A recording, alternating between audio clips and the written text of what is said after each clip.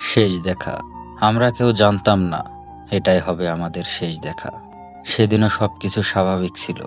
ও এসেছিল আমার পছন্দের কফির কাপ হাতে নিয়ে। আমি চোখে জল লুকিয়ে হাসছিলাম। জানতাম ওর মনটা এখন আর আমার নয়। আগের মতো খেয়াল রাখতো না, আগের মতো ভালোবাসি বলতো না।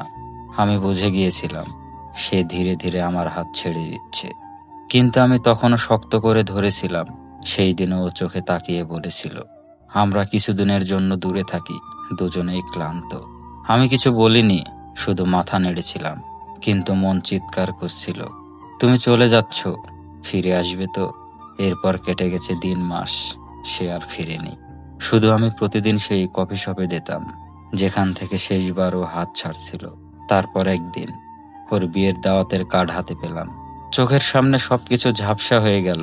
আমি অনেকটা সময় চুপ করে বসেছিলাম। কার্ডে লেখা ছিল, তোমার জন্য দোয়া রইল, তুমিও ভালো থেকো। আমি ওই দিনই ঠিক করেছিলাম ওর বিয়েতে যাব। হ্যাঁ, যাব, ওর মুখোমুখি হব শেষবারের মতো। বিয়ের দিন আমি সবার পেছনে দাঁড়িয়েছিলাম। ও এসেছিল বরপক্ষের পাশে দাঁড়িয়ে, আর আমি চোখ সরাতে পারছিলাম না।